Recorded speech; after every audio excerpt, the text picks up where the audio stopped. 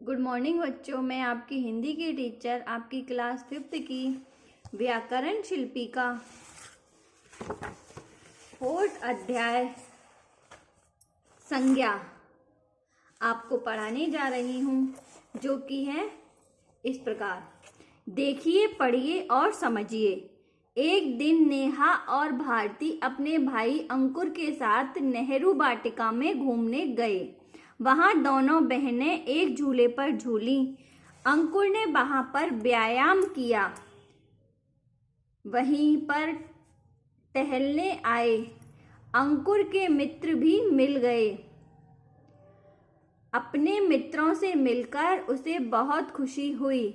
फिर सब अपने अपने घर लौट आए। समझिए बच्चों, आपने देखा कि उपयुक्त वाक्यों में आए रंगीन शब्द, ये जो रंगीन शब्द हैं, नेहा, भारती, व्यायाम, बहनें, झूले, ठीक है, मित्र, खुशी, घर, तो ये शब्द व्यक्ति, वस्तु, स्थान, भाव आदि का बोध करा रहे हैं। यानी इन शब्दों से किसी व्यक्ति का विशेष का बोध हो रहा है, वस्तु का हो रहा है, स्थान का हो रहा है, भाव का हो रहा है। इन सभी रंगीन शब्दों के अपने अपने नाम भी हैं। जैसे व्यक्ति का नाम क्या क्या है? नेहा, भारती, भाई, अंकुर, नेहरू, बहनें, मित्र। उसी प्रकार से वस्तु का नाम कौन सा है? झूले। स्थान हो गया वाटिका, घर, और भाव हो गई खुशी और व्यायाम। इस प्रकार नाम रखने वाले सभी संज्ञा शब्द हैं। इस प्रकार से हम कह सकते हैं किसी व्यक्ति, वस्तु, स्थान या भाव के नाम का बोध कराने वाले शब्द को ही संज्ञा कहते हैं। संज्ञा के भेद। संज्ञा मुख्यतः तीन प्रकार की होती है। संज्ञा के 3 भेद होते हैं। कौन कौन से होते हैं? व्यक्तिवाचक, जातिवाचक और भाववाचक। ये 3 संज्ञा के भेद होते हैं। तो अब सबसे पहले है व्यक्तिवाचक संज्ञा। जिन संज्ञा शब्दों से किसी विशेष व्यक्ति, वस्तु, स्थान आदि के विशेष नाम का बोध होता है, उसे व्यक्तिवाचक संज्ञा कहते हैं। जैसे नीचे दिए गए चित्र में आप देख सकते हैं, तो ये कौन है? सरदार भगत सिंह। दूसरे में देख सकते हैं आप, ये है नरेंद्र मोदी। तीसरे में क्या है? ये कोई बुक है, किताब है, ये है रामायण। उपयुक्त शब्द सरदार भगत सिंह, नरेंद्र मोदी तथा रामायण व्यक्तिवाचक संज्ञा हैं। जातिवाचक संज्ञा। जिन संज्ञा शब्दों से किसी प्राणी, वस्तु या स्थान की पूरी जाति का बोध हो, उसे जातिवाचक संज्ञा कहते हैं। जैसे ये लड़का है, ये घर है, ये किताब है। उपयुक्त शब्द लड़का, घर तथा किताब जातिवाचक संज्ञा है। अन्य उदाहरण गांव, नगर, बगीचा, फल, सब्जी, पेड़ आदि। भाववाचक संज्ञा। जिन संज्ञा शब्दों से किसी व्यक्ति, वस्तु या स्थान के भाव, गुण, दशा आदि का बोध होता है, उसे भाववाचक संज्ञा कहते हैं। जैसे ये रहा, खेतों की हरियाली अच्छी लग रही है, तो इसकी विशेषता क्या है? खेत की हरियाली, तो ये क्या है? एक भाव है। आज गर्मी बहुत है, तो क्या महसूस हो रहा है? क्या चीज है? गर्मी। बुढ़ापा बहुत बुरा होता है, तो क्या चीज बुरी होती है? बुढ़ापा, तो ये भी भाव है। पीछे दिए गए वाक्यों में रंगीन छपे हुए शब्द हरियाली, गर्मी तथा बुढ़ापा किसी व्यक्ति या वस्तु के नाम नहीं है। ये भाव हैं जिन्हें केवल महसूस किया जाता है। भावों को सिर्फ केवल महसूस किया जाता है, इसलिए ये भाववाचक संज्ञा है। अंग्रेजी भाषा से प्रभावित कुछ विद्वानों ने संज्ञा के 2 भेद किए गए हैं। समुदायवाचक संज्ञा के भी क्या करें? 2 भेद किए गए हैं।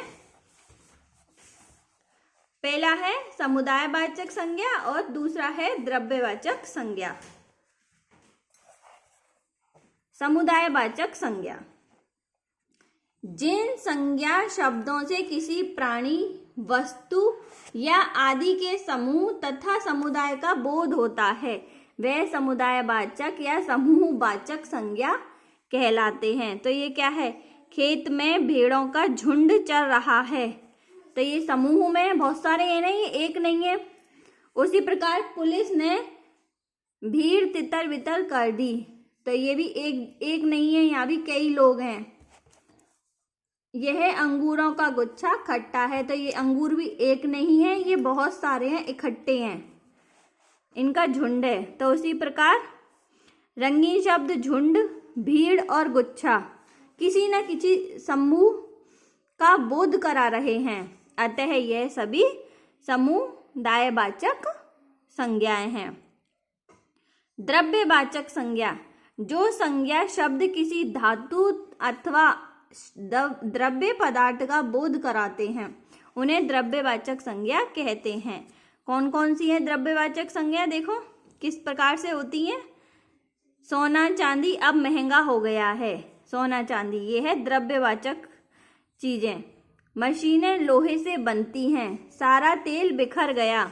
उपयुक्त में सोना चांदी लोहा शब्द धातुओं के नाम हैं, ये एक प्रकार की धातु हैं, और तेल भी द्रव्य पदार्थ है, अतः यह द्रव्यवाचक संज्ञाएं हैं।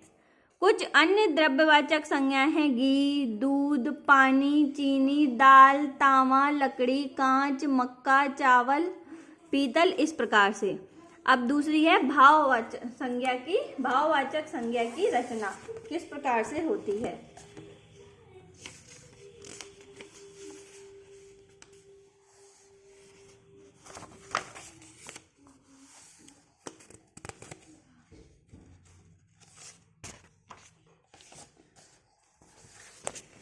भाववाचक की रचना मुख्य रूप से जातिवाचक संज्ञा, सर्वनाम और विशेषण और क्रिया शब्दों से की जाती है। आओ इनका हम अध्ययन करते हैं। ये आपके चित्रों में दे रखा है। जातिवाचक संज्ञा से भाववाचक ये रही और जातिवाचक इस प्रकार रही। जातिवाचक क्या हो गया, बच्चा, मित्र, शत्रु, गुलाम, मनुष्य, सेवक, और भाव क्या हो गया, बचपन, मित्रता, शत्रुता, मनुष्यता, गुलामी, सेवा, इस तरह से। ऐसे इनमें जातिवाचक और भाववाचक ये आप एक बार देखना और इन्हें पढ़ना। सर्वनाम से सर्वनाम और भाववाचक अपना, अपनत्व, ये भाववाचक हो गया, अपनापन। अहम, अमान्यता, अहंकार। निज, निजत्व। स्व, ये भाववाचक में स्वतत्व। तो सर्वनाम और भाववाचक ये इस प्रकार से हैं। विशेषण से विशेषण और भाववाचक चतुर का हो गया, भाव हो गई चतुराई। उदार का हो गया उदारता, ये भावना हो गई एक तरह से। सरल की सरलता, ये भावना है। सुखी की सुख, ये भी भावना है। तो ये हो गई विशेषण से भी भाववाचक इस प्रकार से हैं। तो इन्हें भी आप सब देखना, अच्छे से देखना और पढ़ना और याद करना। निर्धन की निर्धनता, निपुण भाववाचक हो गई निपुणता। सुंदर की सुंदरता हो गई भाववाचक। इसी प्रकार से क्रिया और भाववाचक का ये हो गया पढ़ना, क्रिया हो गई यानी कार्य करना। और भाववाचक भावना क्या हो गई, पढ़ाई। क्या हो रहा है, पढ़ाई हो रही है। चढ़ना, चढ़ाई, ये भाववाचक तो हो गई चढ़ाई और क्रिया हो गई चढ़ना। क्रिया मीन्स जो चीज हो रही है। घबराना, पूजना, हंसना, और ये भाववाचक जो भावनाएं महसूस हो रही हैं इस तरह से है। ये क्रिया फिर इसमें आ गई है। और इन चित्रों में भाववाचक ये दोनों दे रखे हैं आपको। कामना का कमाई, चुनना का चुनाव, जलना का जलन, इस प्रकार से। तो आप एक बार से देखना कि क्रिया क्या है और भाववाचक कौन से शब्द बनते हैं। इन्हें आप एक बार से अच्छे से देखना और याद करना। अब बच्चों एक बार फिर से दोहराते हैं। किसी व्यक्ति, वस्तु, स्थान या भाव के नाम का बोध कराने वाले शब्द संज्ञा कहलाते हैं। संज्ञा के मुख्यतः 3 भेद हैं। कौन कौन से हैं वो? व्यक्तिवाचक संज्ञा, जातिवाचक संज्ञा और भाववाचक संज्ञा। भाववाचक संज्ञा को हम केवल अनुभव कर सकते हैं। कुछ विद्वान अंग्रेजी व्याकरण के प्रभाव से संज्ञा के 2 और भेद मानते हैं, जो कौन कौन से हैं? समुदायवाचक तथा द्रव्यवाचक।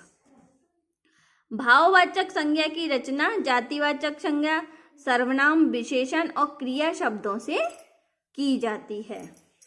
इन्हें आप एक बार से दोहराना है, इसको देखना, पढ़ना है इस पूरे लेसन को और फिर आगे याद करना। आपके कुछ क्वेश्चन आंसर दिए गए हैं, प्रश्न उत्तर दिए गए हैं, जो आपके साप्ताहिक कार्य में आपको बता दिए जाएंगे, दे दिए जाएंगे। धन्यवाद।